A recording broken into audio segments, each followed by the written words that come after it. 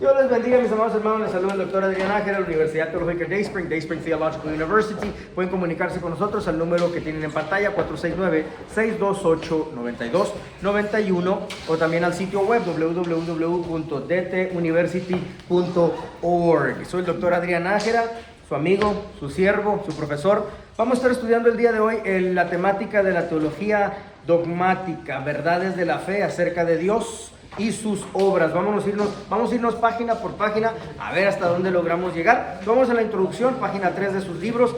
La teología dogmática es la parte de la teología que trata con las verdades teóricas de la fe, relativas a Dios y sus obras. Esta teología dogmática examina las doctrinas de la iglesia desde una perspectiva relativa. Eso quiere decir desde una perspectiva personal, ¿ok? No se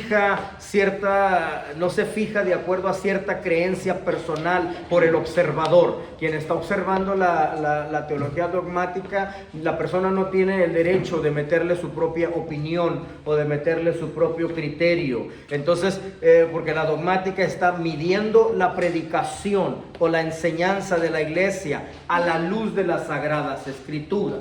¿Okay? Y como las Sagradas Escrituras son el documento del cimiento de la iglesia y de la vida más íntima que el ser humano tiene con Dios, es el documento de la epifanía. ¿Qué es epifanía? Una manifestación o una revelación que Dios está queriendo darle al ser humano, Dios queriendo revelarse al ser humano de ciertas maneras. En el cristianismo nosotros le llamamos epifanías. Hay otros términos, clarividencias, hay otros términos que utiliza el paganismo, pero nosotros utilizamos el término epifanía, que es la palabra de Dios revelándose al ser humano, y eso se resume en una sola palabra de cómo Dios se expresó a la humanidad, y eso es el nombre Jesucristo. Sí, es el resumen de cómo Dios se expresó. Entonces es el único documento, las Escrituras. Nosotros vamos a adjudicar todo el mensaje que recibimos a la luz de las Escrituras. Es el único documento en el que nosotros tenemos. El origen es después de la Reforma Protestante, es de que surge este término y ya se establece como una de las principales enseñanzas. No puedo decir teología porque el término teología y fe ya surgieron ya después. Pero este documento, esta teología dogmática se utiliza para designar los artículos de la fe de la iglesia. Okay. Si tú tuvieras unos artículos de incorporación, ¿qué es lo que crees en la iglesia? Los 17 artículos que te requerías SOS, Secretary of State, Secretario de Estado, sería mejor que tú establecieras tu ministerio basado en una dogmática. Entonces los temas de la dogmática, los temas que tienes aquí en este libro, serían los temas bajo los cuales tú establecerías los criterios de tu iglesia. Nosotros creemos en esto, ¿ya? ¿Sí? Ok, entonces bajo esto es de que se designan los artículos de la fe de la iglesia. Fue un desarrollo oficial, ¿sí?, para tener declaraciones doctrinales por los concilios de la iglesia primitiva. Si quieres anotar unas fechas que no se encuentran en tu libro, durante el reinado de Constantino, que el reinado de Constantino fue año 306 a 337 después de Cristo. Constantino, siendo cristiano y guerrero, soldado y cristiano, más guerrero que soldado, más guerrero que cristiano, le gustaba descabezar gente, le gustaba pelearse, era muy peleonero, ¿verdad? Como tú comprenderás, perdón. Entonces era muy peleonero, él discutía, porque no discutía mucho, sino era más guerrero que cristiano, pero bueno, abrió el imperio para que se pudieran establecer ciertos dogmas. Él dijo, bueno, si vamos a hacer ahora un imperio cristiano, tenemos que creer en algo. ¿Sí? Entonces es donde él abre un concilio para que se pueda establecer la dogmática. La palabra dogmática en su origen griego es dogmáticos con K de Kiko, ¿ok? Estudio para comprender los dioses, o sea, ¿qué es lo que cree mi Dios? ¿Qué es lo que cree mi Dios? Sea con D mayúscula, el Dios de nosotros, o sea con D minúscula, los otros dioses y el establecimiento de las otras religiones. ¿Okay? Que es el estudio para poder comprender el Dios. ¿Qué es lo que mi Dios quiere de mí? Puede ser el paganismo en D minúscula o puede ser el D mayúscula nosotros dentro del cristianismo, Jehová. ¿Sí? Pero es el estudio para poder comprender qué es lo que mi Dios quiere que nos establezcamos como religión. ¿Sí? Página 4, para determinar posturas doctrinales, sirve para eso la dogmática. Puedes determinar en qué es lo que tú vas a creer. Aclarar o eliminar también las herejías. Cuando ya vas estableciendo ciertos dogmas en tu vida, ya puedes eliminar qué es lo que son herejías. ¿Qué es herejías? Mentiras, terquedad, ¿sí? Error sostenido con pertinacia. ¿Sí? Y sí tenemos herejías dentro de nuestra iglesia, porque la gente, por falta de lectura, por falta de no querer no querer estudiar, de no querer sentarse en un salón, se establecen cualquier doctrina que se les atraviesa y hacen una mezcla de religiones, una mezcla de conceptos, una mezcla de doctrinas y terminan con su propia herejía, creyéndose su propia mentira. Otros términos a los que se han adjudicado a la teología dogmática es verdades de la fe. ¿Sí? Recuerda que en aquellos momentos donde se estaba estableciendo la religión cristiana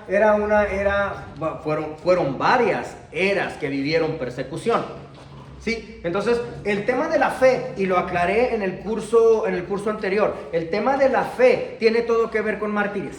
El tema de la fe tiene todo que ver con personas que han sufrido para poder sostener nuestro cristianismo, ¿sí? No te dejes engañar con que se escribas un libro, que alguien escriba un libro emocionalista sobre la fe y la fe que mueve montañas y que yo quiero poder sanar y que yo quiero... Esa es una fe muy emocionalista. La fe desde su origen tiene todo que ver con lo que se ha sufrido para poder establecer la religión cristiana y que la religión cristiana pueda tener la supervivencia que ha tenido y que el día de hoy puede existir. Entonces, verdades de la fe. Otro término que se ha utilizado es las doctrinas que gobiernan la iglesia. Las dogmáticas son las doctrinas que deben gobernar a los líderes y que deben gobernar a cada cristiano. Tu libro dice en ese párrafo arriba, página 4, dice la base moral del evangelio. Es el término que utiliza tu libro de texto. Sí, y obvio de ahí es de donde salen las enseñanzas apostólicas, que viene siendo el canon. Los libros que tú tienes en tu Biblia, el canon, la manera como determinaron, cuál es el filtro que se utilizó para poder determinar si cada uno de los libros que están en tu Biblia pueden terminar ahí, terminar allí como un libro canonizado. Se utilizó como filtro la vida de Jesucristo.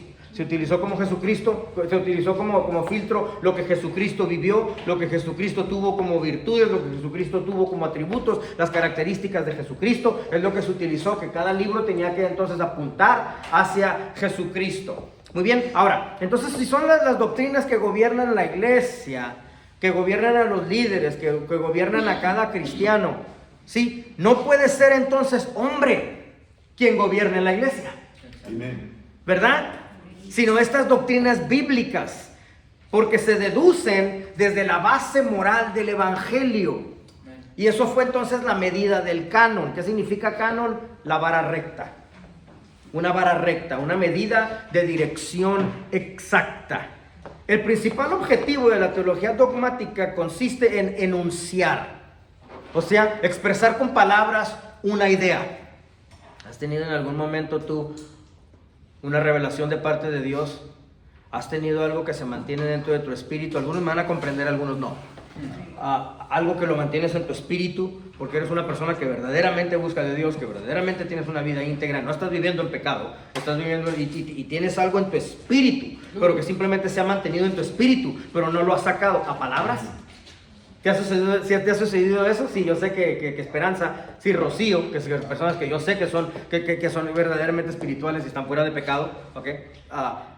Les ha sucedido tal cosa. Entonces, tienes una mensaje en tu espíritu, pero no lo has logrado sacar. Pues la dogmática lo pone en letras para que otros seres humanos puedan comprenderlo. La dogmática es cuando ya se sale de tu espíritu en cualquier idioma para poder ponerlo como un establecimiento para una moral de lo que la persona quiera vivir. Para que una persona quiera vivir bajo ese establecimiento. Entonces se para un profeta verdadero. Enfrente de ti y te dice: Dios tiene misericordia sobre tu vida. Dios quiere lo mejor para ti. y Él te ha amado tanto, pero hay una área en la cual se necesita corregir en tu vida. Y Dios te ama y tiene misericordia sobre ti. Ese es el mensaje de Jehová. Y el resto de la congregación, qué aburrido. ¿Cómo que Dios tiene misericordia? ¿Cómo que corrija su vida? Esto porque quieren escuchar otras cosas, ¿verdad? Pero entonces es un mensaje espiritual, un mensaje muy de Dios, poniéndose ya de la revelación a la letra para que el ser humano pueda seguir eso como instrucción. Esa es la dogmática, ¿sí? Por eso mismo no se pretenden descubrir nuevas verdades cristianas. No se pretende descubrir nuevas verdades. Vamos a hablar de fe, vamos a hablar de las escrituras, vamos a hablar de la revelación, vamos a hablar cosas que algunos de ustedes van a decir, no, yo vine pagué mi colegiatura para que me impresiones, impresióname con cosas emocionantes. Me estás diciendo cosas que yo he escuchado, ¿sí? Pero la dogmática no pretende descubrir nuevas verdades cristianas, sino pretende ponerte a prueba en tu cristianismo y en tu doctrina. Cosas que se desprenden de la Biblia para tú establecer tu estilo de vida basado en ese fundamento sólido. Y son los temas que vamos a hablar el día de hoy. ¿Listos? Amén. Vámonos para allá. Capítulo 1. La teología dogmática como ciencia. Periodo inmediatamente después de la Reforma. Por eso vas a ver algunos términos en latín y algunos términos en griego en este libro. Pero eso simplemente porque son los temas que los cuales cogió la iglesia como el término principal de estudio. Ahí donde dice loci o loci comunes, que son lugares comunes donde se estudiaba, se refutaba, se argumentaba estos temas para poder determinar un resultado sólido y decir, esto ya lo vamos a dejar establecido como doctrina.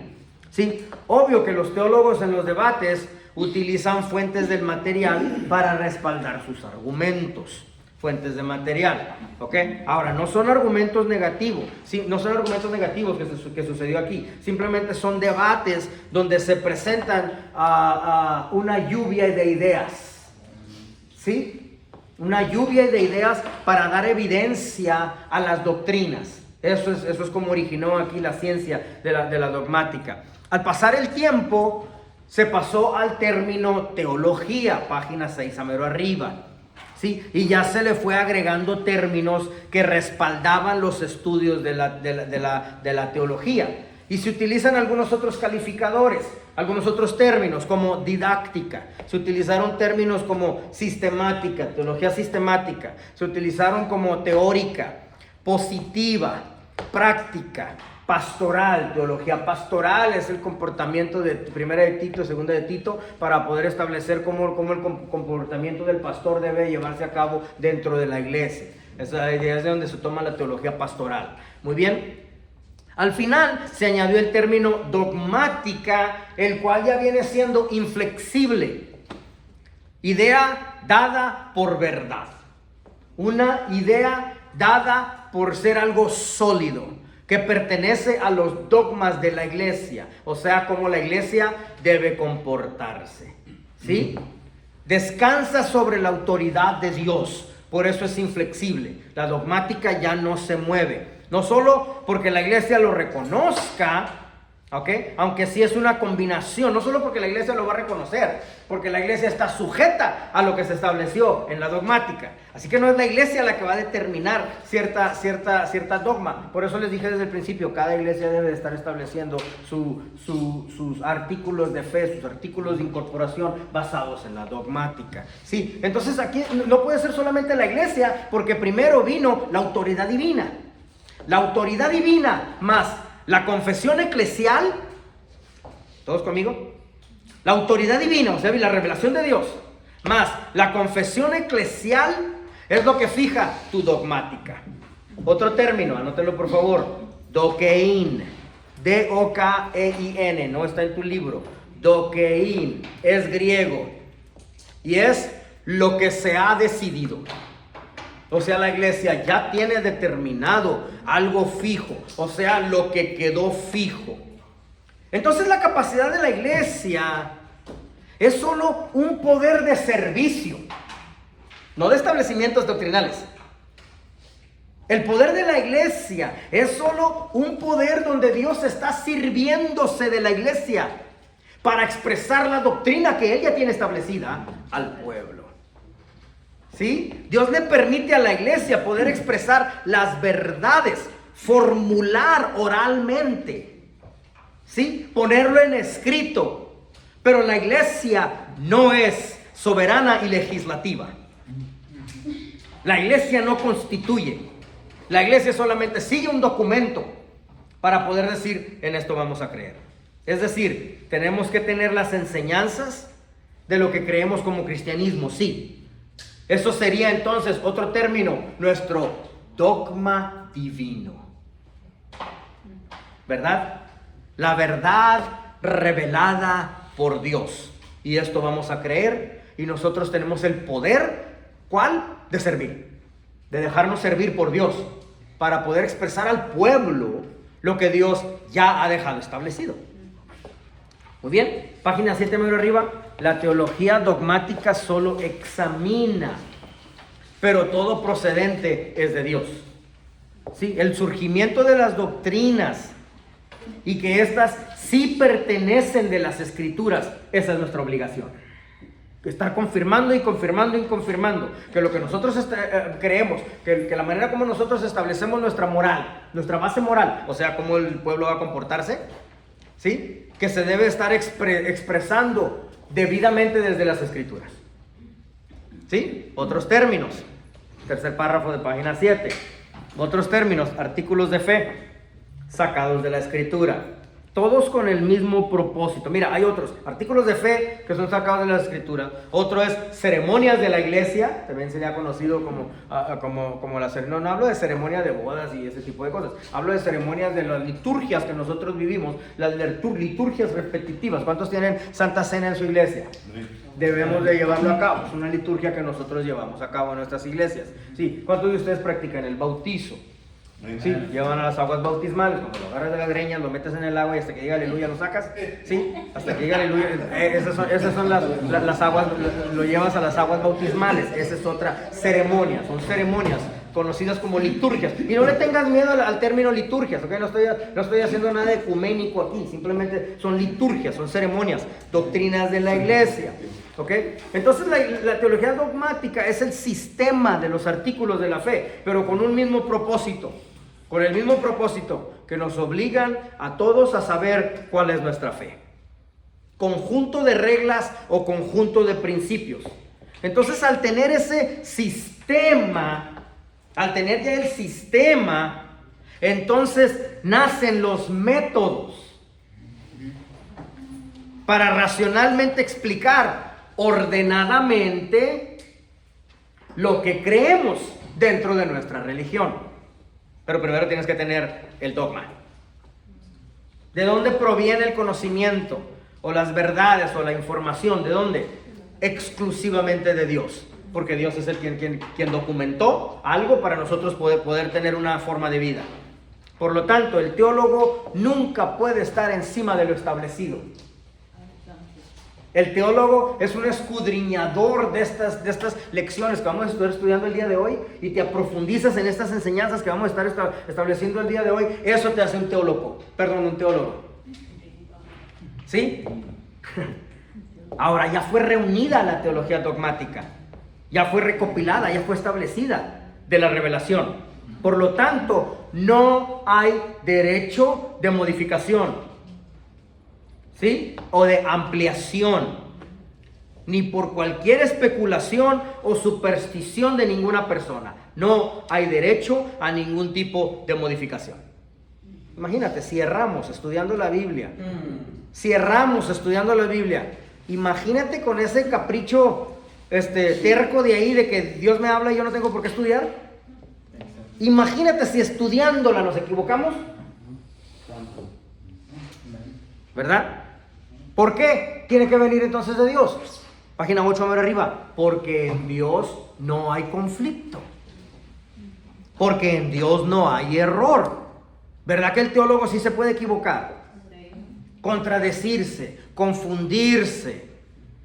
Entonces, el hecho de que en Dios no hay conflicto es más que suficiente evidencia de la veracidad de la teología dogmática. Es más que suficiente evidencia que es verdad lo que se estableció, lo que se dejó establecido en la teología dogmática. Página 8, a mero arriba, utiliza un término unidad orgánica. Si llegaras a averiguar qué es lo que significa unidad orgánica, vas a terminar con la siguiente definición. Anótalo, por favor. Es un conjunto de varias partes dentro de Dios mismo, que administran la organización que Dios estableció, la iglesia.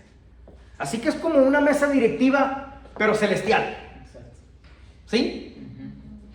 Es como un conjunto de varias partes dentro de Dios mismo, Padre, Hijo, Espíritu Santo. Estas son unidades administrativas que se encargan de planificar, coordinar, dirigir, supervisar y ejecutar. Ahorita te lo voy a repetir en un ratito. Pero eso dice ahí, por eso dice ahí, en Dios no hay conflicto, los pensamientos de Dios no pueden oponerse unos a otros, forman necesariamente una unidad orgánica. Lo estás leyendo en tu libro, página 8, mero arriba, segundo párrafo, último renglón, última oración. Eso es lo que es una unidad orgánica. Conjunto de varias partes dentro de Dios. Él ya tiene su mesa directiva. Él ya tiene algo que dejó establecido. Él ya tiene su dogma. Él ya dejó algo para nosotros simplemente seguirlo.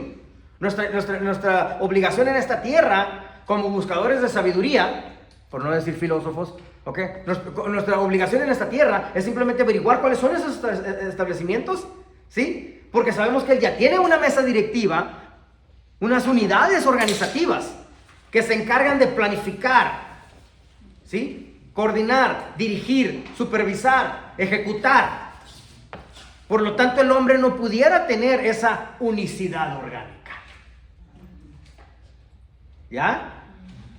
¿Cuántos de ustedes me han escuchado decir anteriormente este término, esta frase? ¿Quién de ustedes conoce un empresario que abre una iglesia, una organización, invierte en ella, le mete todo su dinero, invierte todo, abre la empresa, hace toda la inversión y después de eso la abandona? ¿Cuál empresario haría eso? Ninguno. Eso es Dios con la iglesia. ¿Qué tanto invirtió para poder tener esta organización?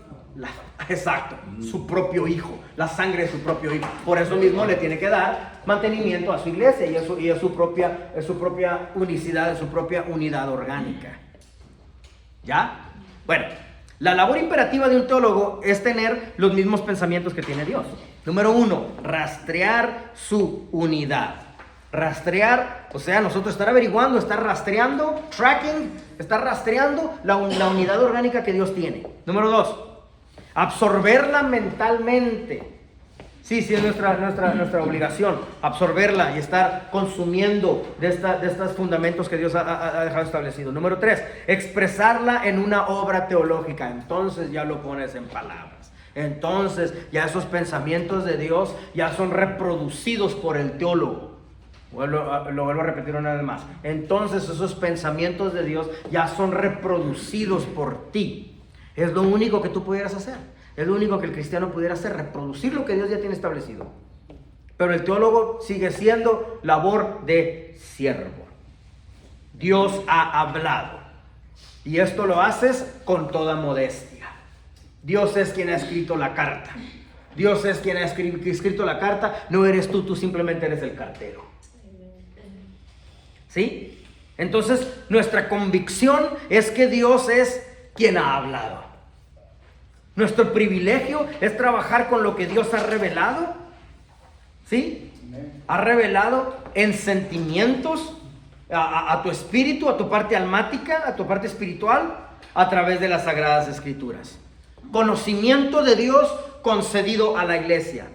Al profundizarnos en este conocimiento, aprendemos a conocer que esta profundidad nos lleva a su amor. Anota por favor, el amor es el mensaje central. Es entonces lo que Él está queriendo expresar. Pones en resumen todos los atributos, todos los demás atributos que vamos a estar hablando durante estos capítulos el día de hoy son meramente técnicas. Pero el mensaje central es amor. Ese amor es lo que Él quiere que reflejemos. Ese amor es nuestra enseñanza a compartir. Ese amor es el conocimiento que adquirimos para llevárselo al mundo. Wow, yo quiero estar con él. Es dócil, es noble. Yo quiero estar con ella. Me gusta juntarme con ella, me gusta platicar con ella. ¿Por qué? Pues no sé qué amargura se debe tragar dentro de su interior, pero por afuera siempre anda alegre, siempre anda amable, siempre quiero estar con él, siempre quiero estar con ella. ¿Sí? ¿Por qué? Porque la persona llegó a un punto donde está reflejando el amor de Dios. Nuestras refutaciones y argumentos teológicos, ¿sí?, deben ser exclusivamente de lo que Dios ya dejó establecido. Crecer, madurar en conocimiento de Dios. Ahí estaríamos expresando el amor de Dios in your lifestyle, en tu estilo de vida. ¿Sí? Ese es el mensaje central a lo que va a querer llegar la teología dogmática. La teología existe, página 9 mero arriba, para el Señor. It exists because of Him. It exists for Him. Existe por Él, existe para Él. ¿Sí? La teología existe para Dios transportar su mensaje central, que dijimos que era el amor. La teología existe para Dios transportar su mensaje de amor. A través de ese amor, después viene la salvación. A través de eso viene la salvación. ¿Sí? No para malinterpretar la apologética. No que conoces más de la Biblia para entrar en argumentos con alguien más. No para malinterpretar la apologética y salir discutiendo cada tema con cada persona que te topas. ¿Sí? No sirve para eso la apologética. La dogmática más la ética, es lo que sigue el siguiente párrafo, página 9. La dogmática más la ética es como una fórmula. Es una manera apropiada de expresar la fe. A final de cuentas somos dependientes de lo que Dios dijo. Así que para que entre en argumento con otra persona sobre lo que tú crees, sobre lo que la otra persona cree. No, a final de cuentas somos dependientes de lo que Dios dijo, lo que Dios ha revelado.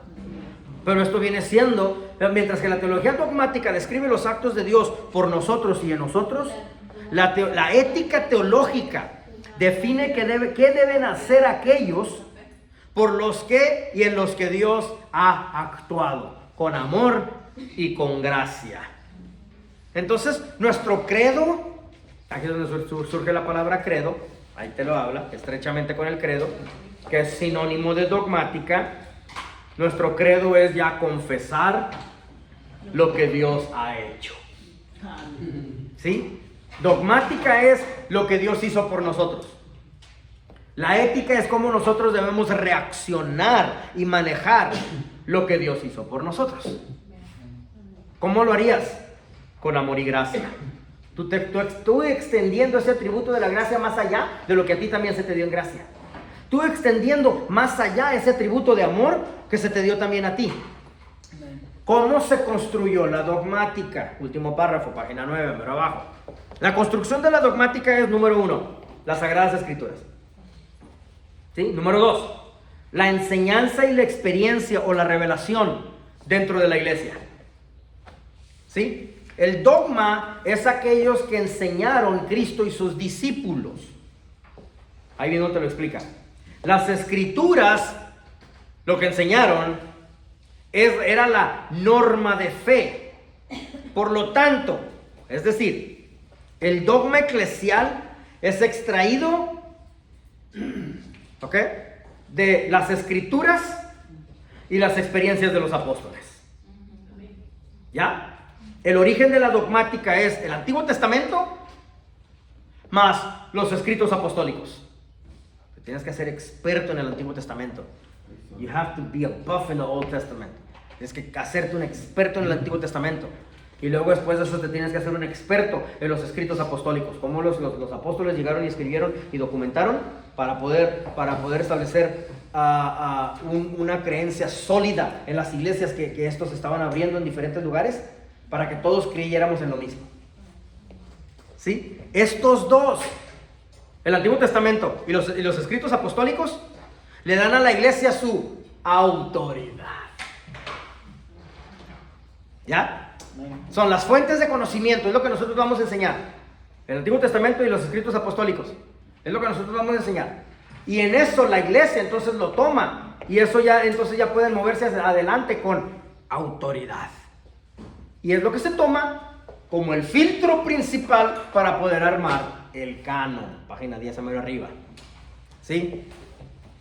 ¿Cuáles rubros se utilizaron para poder filtrar cuáles libros iban a quedar ahí? ¿Sí? Número 1, el testimonio y las enseñanzas de los apóstoles, orales y escritas. Y número 2, que apuntaran a algún atributo, enseñanza o comportamiento de Jesucristo. Verdades de Jesucristo. Tienen que estar apuntando a alguna, así como la profecía. Te sueltan una profecía, se te da permiso juzgar la profecía, pero no al profeta. Estás pecando, sí. Exactamente, estás pecando si juzgas al profeta. Pero sí puedes decirle, espérame un ratito, ya la anoté, la llevo conmigo, la voy a procesar. Exactamente, como me dijo un fulano ahí en Chihuahua, doctor, esas botas de lagarto están machín. Usted sabe que soy profeta, ¿verdad? Sí, como que siento que me las da. Pues déjame lo proceso un rato. Pero come on.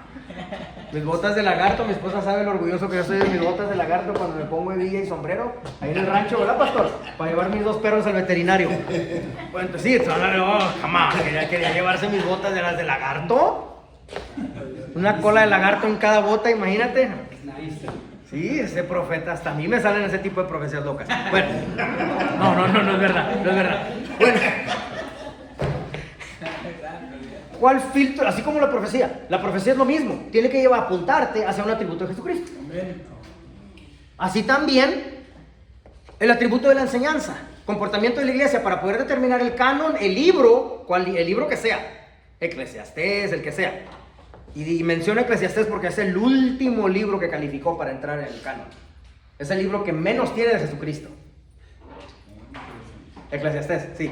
Y es el establecimiento de la iglesia. Eclesiastés. Es el libro que menos mencionó. Bueno, el punto es de que tiene que apuntar a algún atributo, enseñanza o comportamiento de Jesucristo. La profecía, sí. Y también los escritos del canon, los escritos de tu Biblia. ¿Alguien tiene una Biblia por ahí? Préstame esta Biblia que está aquí. Cada libro de la Biblia tiene que estar apuntando hacia Jesucristo.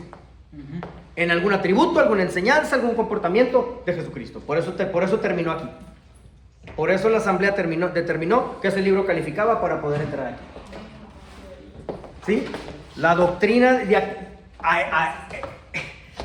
a esto se le llama the doctrine of Scripture. La doctrina de la Escritura. Es toda una enciclopedia, larguísima. La doctrina de la Escritura es que de la Escritura parte la autoridad que toma el cristianismo. ¿Sí? De la Escritura. La doctrina de la Escritura, si quieres anotar cuáles son los 4 fundamentos de la doctrina de la Escritura, no está escrito aquí en tu libro, pero te lo voy a dictar. ¿Ok? Número 1, Dios habló a través de su palabra y eso queda documentado. Ese es el primer fundamento. Dios habló y tuvo que haber quedado documentado. ¿Ok? 2, Dios sigue trabajando a través de su palabra. ¿Sí? Número 3. Espérate, Adrián. Vas muy rápido, Adrián. Espérate, cálmate. Número 3. Ahí en Kaufman dicen, hold your horses now. Bájale a tus caballos. Dios sigue trabajando a través de su palabra. Número 3. Dios sigue revelándose a través de su palabra. ¿Sí?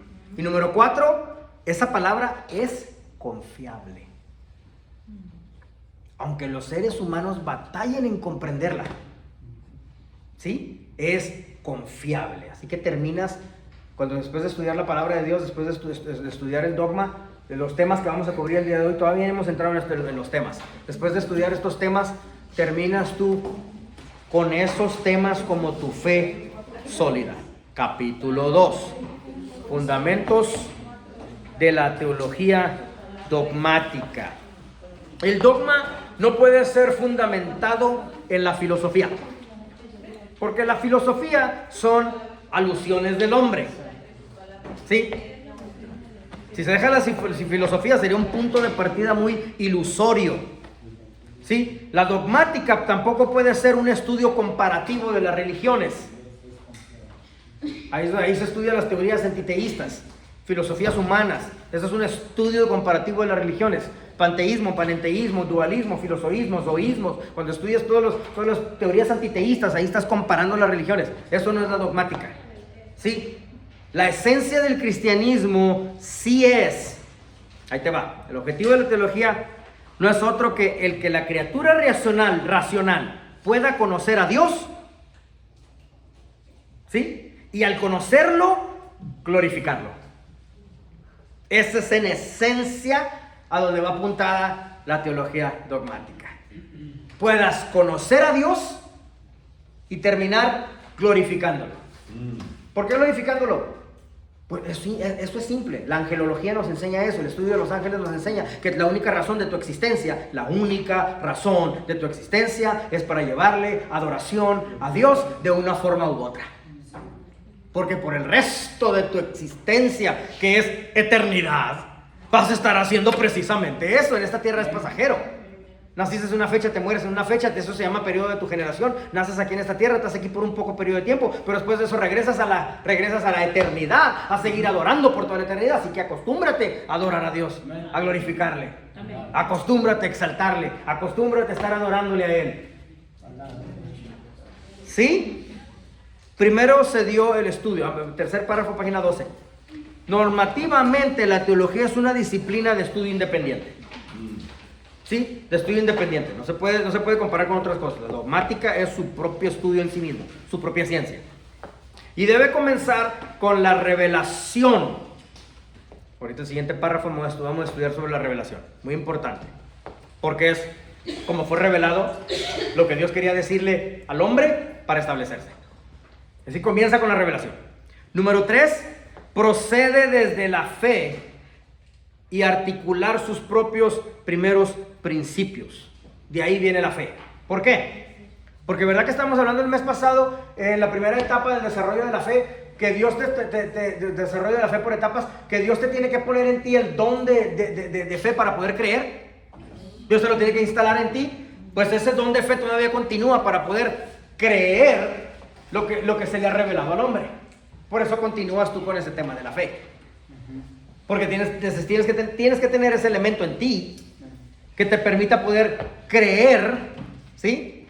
Lo que Dios ha revelado. Es como, lo voy a decir en términos más coloquiales, es como que de repente te cae el 20. It dawns on you. Y luego en la iluminación, exactamente, te cae el 20. Eso es como el ser humano debe estar viviendo. ¿Sí? Página 13, a mero arriba.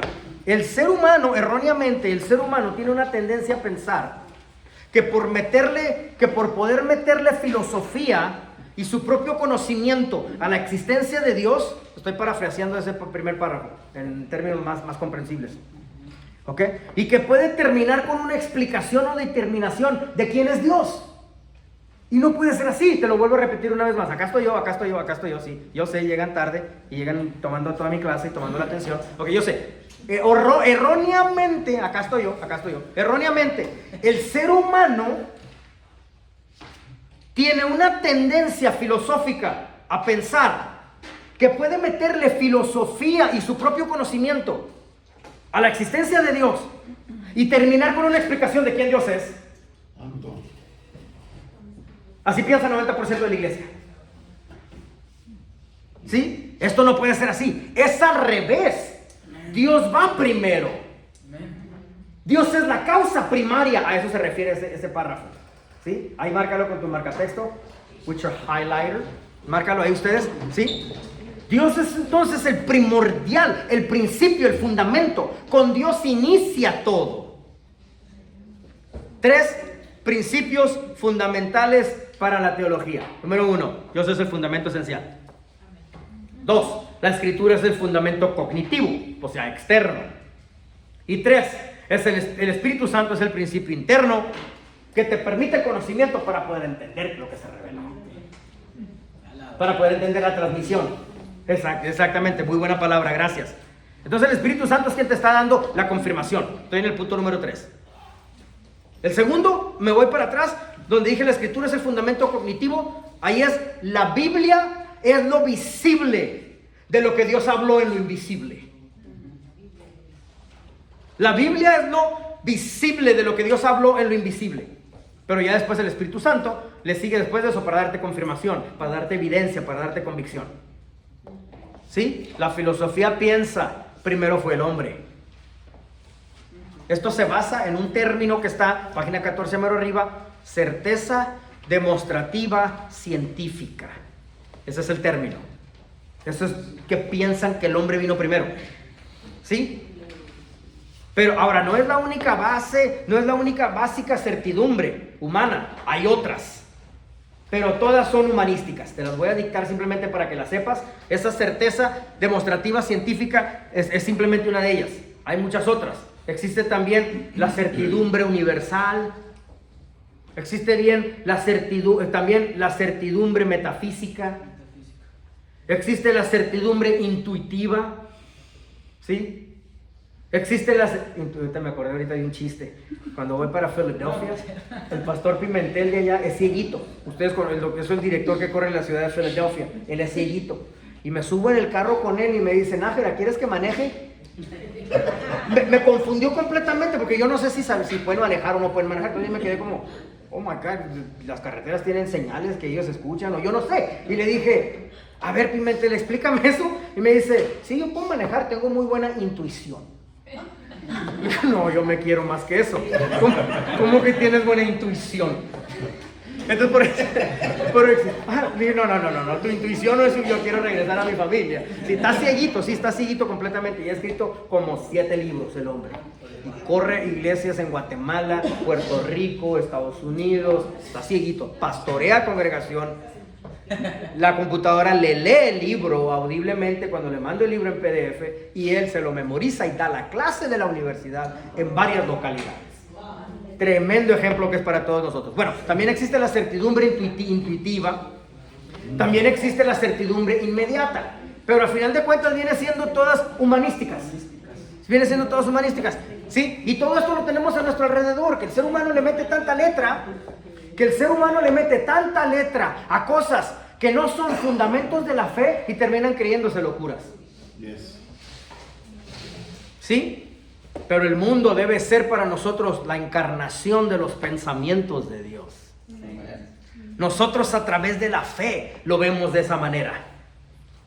¿Sí? La creación es un hermoso libro en el que todas las criaturas, grandes y pequeñas, son como letras y todas nos llevan a reflexionar sobre todas las cosas invisibles de Dios. Es una confesión belga que está escrita ahí en página 14 de tu libro. En resumen, es un libro que hace un sentido y nos dice una historia. ¿Qué es lo que quiere revelar? ¿Pero qué quiere revelar? El propósito generalizado del Logos. Esa es la revelación de Dios. A lo que quiere llegar la revelación, a lo que realmente está queriendo expresar la revelación de Dios a través de la dogmática es Jesús el Mesías.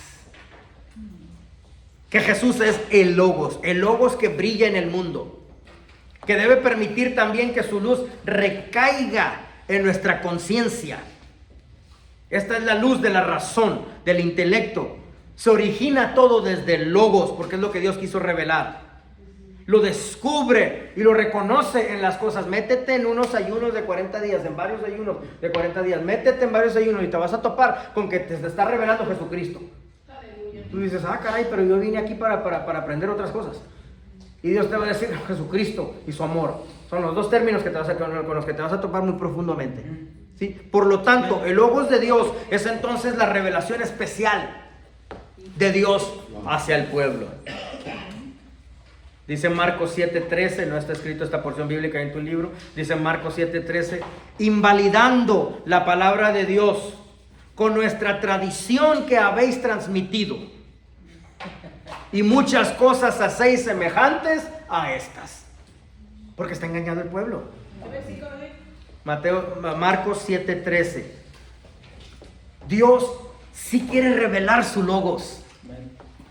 ¿Sí? Dice Marcos 7:14. Y llamando así a toda la multitud, les dijo: oídme todos y entended. ¿Sí? A Jesucristo. ¿Ya? Dice Juan 1:14, y aquel verbo fue hecho carne y habitó entre nosotros. Y vimos su gloria como del unigénito del Padre, lleno de gracia y de verdad. ¿Sí? Verdad. Wow. Asombroso. Fundamentos religiosos, página 15, a mero arriba. La definición de la palabra religión, es de lo que trata este párrafo, desde su origen etimológico, ¿ok? Del verbo griego religaré, y significa el vínculo que une a los seres humanos con Dios.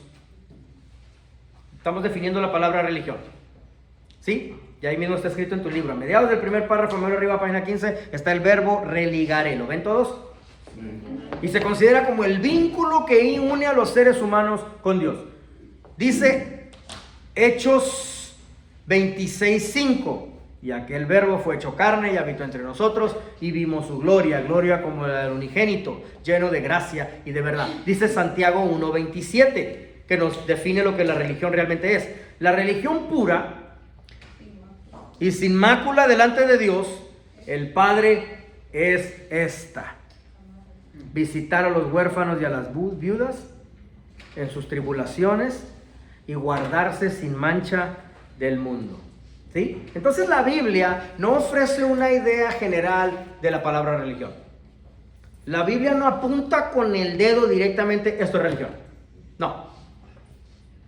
Pero a través del pacto divino, segundo párrafo, que Dios hizo con el hombre, es lo que establece cómo Dios se quiere relacionar con el hombre. El pacto divino entonces ya vino a establecer, a pavimentar la carretera de cómo Dios está en un extremo y el hombre está en el otro extremo. Entonces Dios creó algo que se llama el pacto encarnado. ¿Todos conmigo? Que es, y ahí te lo dicen en finales del segundo párrafo, que es las ordenanzas divinas, que es guardar los mandamientos y que es las instrucciones que nosotros debemos seguir. La iglesia tiene que regresar a la revelación divina y decirle a Dios: quiero nuevas instrucciones, para que con esas instrucciones yo vaya a las escrituras, vaya a la ley, para poder confirmar que esas instrucciones sí vienen de ti. Entonces Dios diría: ahora ya te vas a aventar por el camino apropiado, porque te has estado aventando por carreteras equivocadas y has estado viviendo las mismas secuelas y las mismas decisiones equivocadas. Ahora estás pidiendo mis instrucciones. Gracias, finalmente aprendiste que soy yo el que te ha querido dar instrucciones en esta vida. ¿Sí? Los mandamientos deben interiorizarse, ¿ok? Que significa, a Dios hay que reverenciarlo y hay que creer y obedecer su revelación. ¿Sí? La revelación a Dios a través de interiorizar los mandamientos. Pues para eso tienes que estudiar la ley, saber conocerla. Muy bien.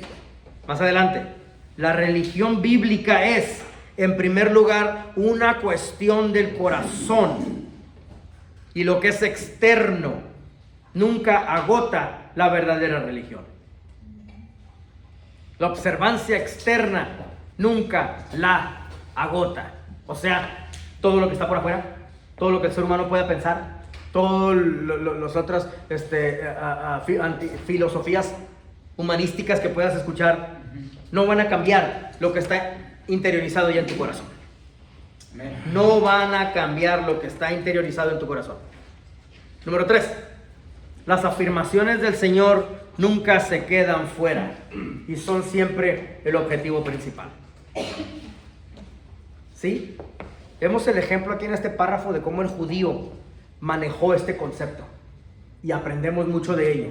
Aprendemos mucho de cómo el judío manejó estos conceptos de la revelación cuando Dios se las dio a ellos. Supieron recibir la información a las instrucciones y las instrucciones de parte de Dios, sin jactarse, sin ser orgullosos y altivos, sin jactarse que podía originar de ellos. No corrompieron sus corazones con certezas científicas.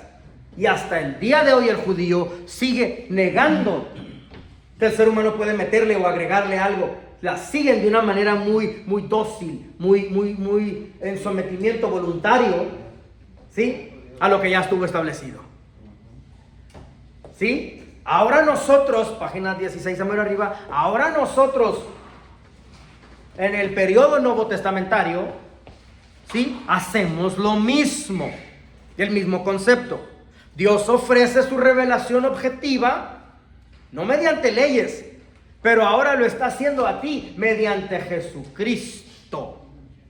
En el Nuevo Testamento encontramos esencialmente el mismo concepto, ¿sí? Y ahí te da algunas de las estructuras de la religión que nosotros fijamos como establecimiento. Ahí te va. Dice que Él es el camino y la verdad. Está la porción bíblica ahí, Juan 14:6. Dice que Él es el camino del Señor, Hechos 18:25. Dice que Jesucristo es la enseñanza. Dice que Él es el Evangelio. Dice que Él es la palabra de Dios. ¿Sí? Pero ahora vino Jesucristo y trajo dos nuevas actitudes al Nuevo Testamento que no se les fueron otorgadas en la ley al judío en el Antiguo Testamento: fe y amor. ¿Sí? ¿Vuelvo a repetir eso una vez más o lo entendimos? Amén. Se le dio al pueblo de Israel en el Antiguo Testamento, pero ahora nosotros en el Nuevo Testamento tomamos el mismo concepto, no jactándonos que nosotros podemos inventarnos algo, sino simplemente una sumisión voluntaria a que Jesucristo, ¿sí? es el objetivo final de la revelación, ¿sí? Pero ahora con dos nuevas actitudes viene el Nuevo Testamento, con las nuevas actitudes de fe y amor. Hablemos un poquito de cada una. Tenemos la fe para confiar que la gracia de Dios nos ha elegido, nos ha salvado. Por fe es que aceptas las nuevas noticias. Por fe es que aceptas que este mensaje se te ha otorgado. Y luego ve, por amor, el hecho de haber sido salvos, que fuiste elegido, te lleva a corresponderle a Dios de igual manera, dando a los demás lo que nosotros recibimos, que es amor. El amor. ¿Sí? Hay dos cosas necesarias para que una religión sea cierta. Página 16 a ver abajo. Primero, que la revelación objetiva que llega hasta nosotros desde afuera nos dé a conocer a Dios como Él es realmente. La revelación es la información que recibamos que nos lleve a más descubrimientos de Dios. Deseos por conocerle a Él y no retirarnos de Él. Deseos por conocer los fundamentos básicos del cristianismo. Aunque tu carne quiera ser impresionada, tu espíritu debe de estar queriendo establecerse basado en lo que ya fue determinado en la dogmática. Segundo, que la predisposición religiosa corrupta en los seres humanos no regenere y se renueve. Sí, tenemos muchas corrupciones comunes dentro de a nuestro alrededor. Tenemos extremismos, tenemos fanatismos, ¿verdad? Deseo de control por muchos ministerios, discriminación en contra del que no piensa igual, ¿verdad? Experiencias traumáticas del pasado. Y todo esto se viene reflejando en la iglesia. ¿Sí? Lo que resolvería el problema. Página 17 a medio arriba. Corazones regenerados, no éxitos ministeriales, sino corazones regenerados.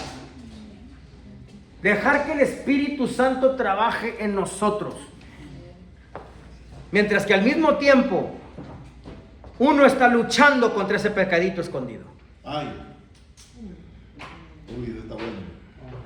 Mirar menos hacia lo empresarial del asunto y más atención a cada vida por individual. ¿Sí? Eso resolvería el problema. Segundo párrafo. Es un error reducir a la religión a una sola facultad. Sería un enorme reducir a la religión a facultades humanas, tan insuficientes como cuáles: intelecto, moral, sentimientos, emociones, hipótesis. Marcos 12:30 dice, y amarás al Señor tu Dios con todo tu corazón, con toda tu alma, con toda tu mente y todas tus fuerzas. Ese es el principal mandamiento, te lo voy a desglosar. Pero seguimos adelante, ahorita te lo desgloso en un ratito. ¿Ok? La auténtica religión, número 2, la auténtica religión abarca a toda la persona en relación con Dios. Incluye el conocimiento, la voluntad y el sentimiento. ¿Sí? Lo que sí es la verdadera religión, ahora te voy a decir lo que sí es para parafrasearte ese párrafo que está ahí. Lo que sí es una relación con Dios. Para que Dios maneje La voluntad. exacto, tu conocimiento, tu voluntad, tus sentimientos.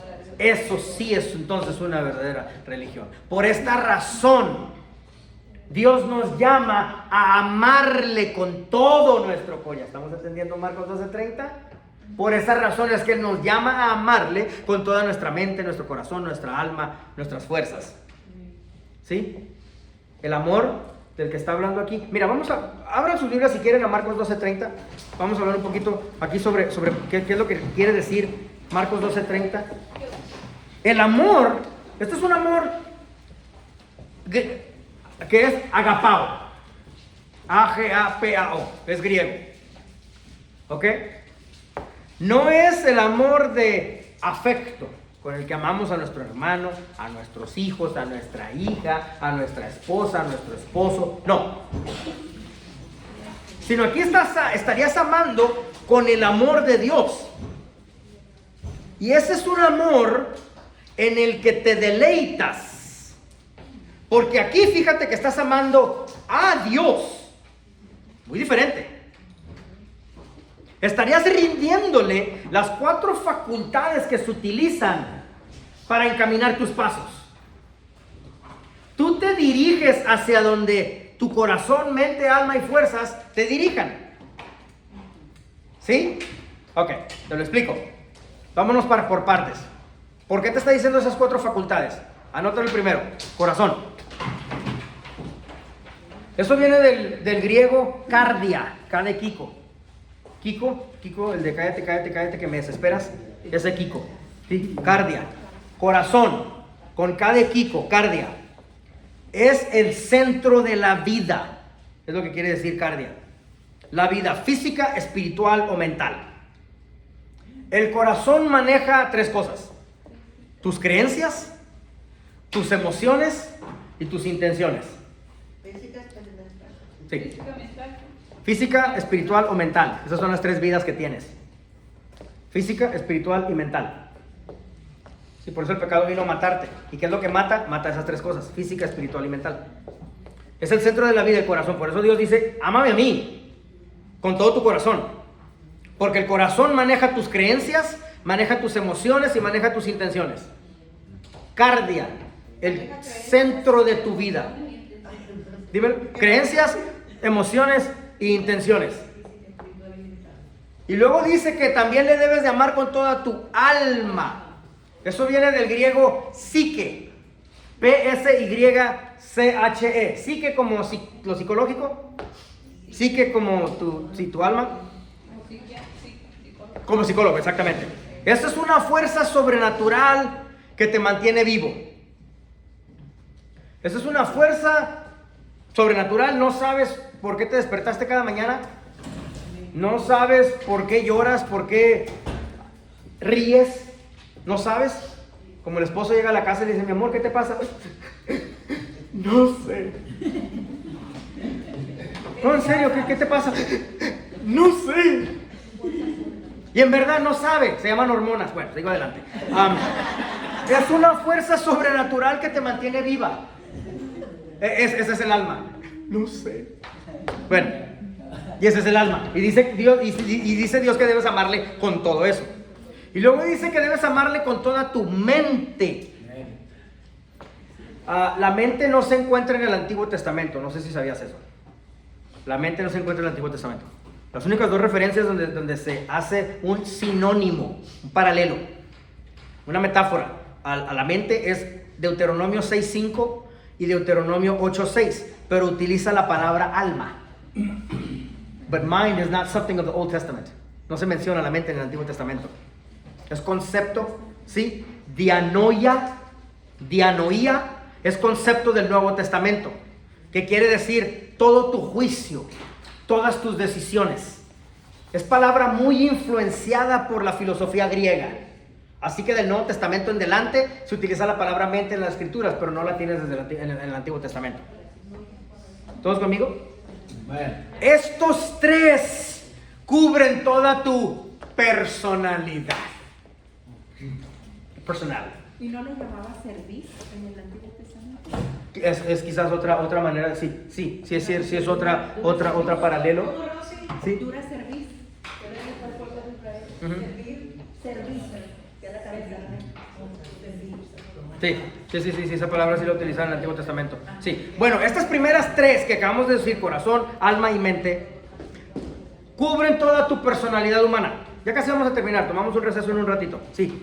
Pero entonces está diciendo que ama al Señor con todo tu corazón, con toda tu alma y con toda tu mente. Y luego después dice con todas tus fuerzas. Es una clasificación completamente aparte. ¿Ok? Esta viene del griego ischios. I-S-C-H-Y-O-S, que significa todo tu poder, toda tu habilidad en griego. En hebreo era toda tu fortaleza, toda tu diligencia. Sí. Entonces, aquí está diciendo, cuando te dice ama al Señor con todas tus fuerzas, está diciendo la fortaleza y pasión. Una pasión con la que pudiésemos llegar a amar a Dios.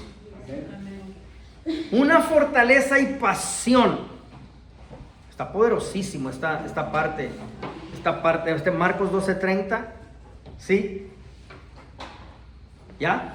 Bueno, después de eso se brinca a Marcos 12. ¿Sí? El capítulo 12 de Marcos sucede una semana antes de la crucifixión. ¿Sí? Jesús está en el templo. Están en debate sobre lo que debería ser la verdadera religión. Están en debate sobre cuál debe de ser los mandamientos que la iglesia debe de seguir bajo la ley mosaica. Y prueban a Jesús preguntándole cuál es el mandamiento más grande en la ley mosaica. Jesús responde muy lejos, muy ajeno a lo que ellos esperaban. Y le responde aquí, Marcos 12:30. ¿Sí? Jesús asombrosamente hace una relación, escucha lo que voy a decir. Hace una relación entre las obligaciones seculares, lo que acabamos de hablar, y las obligaciones sagradas. Marcos 12:30 armoniza sentimientos humanos, ¿sí? Pero amando a lo divino. Oh, that's deep. Eso sí está profundo. ¿Sí? La religión no puede, página 18, segundo párrafo. La religión no puede entenderse sin Dios. Y para conocerlo, Él tiene que revelarse a nosotros. Los alumnos que estudian un sistema estructurado, no estoy reclutándote a mi sistema, no, vete a estudiar donde quieras. El punto es de que a través de un proceso largo, a través de un proceso apropiado de Dios, Él termina a través de su palabra revelándose a ti. Por eso no puedes dejar de estudiar, porque Él termina revelándose a ti y diciéndote cuál es la normatividad, cuáles son los rubros que debes seguir en tu vida. Sí, y es un proceso de transformación, modificación en tu vida espiritual y carnal, pero al final de cuentas, cuando ves la luz del otro lado del túnel, qué casualidad que tus decisiones ahora son mejores, qué casualidad que tu negocio explota, qué casualidad que ahora tu familia es feliz, qué casualidad que ahora tienes seguridad en ti mismo, qué casualidad que ahora no me sanes, sí me sanes, si me quieres sanar no me sanes, si me quieres proveer no me proveas, no me importa porque yo ya encontré la verdadera solución. a final de cuentas viene revelándose a ti a través del proceso por el cual pocos están dispuestos a pasar. Mis amados hermanos, soy el doctor Adrián Nájera, Universidad Teológica Day Spring Theological University. Estamos estudiando la teología dogmática. Tomamos un receso. Después de este receso regresamos para cubrir nuestro tercer capítulo, que vamos a entrar en la revelación. Se pone buenísimo la enseñanza. Pueden comunicarse con nosotros a través del número que tienen en pantalla, 469-628-9291, o el sitio web www.dtuniversity.org. Les amamos. Regresamos en unos segunditos.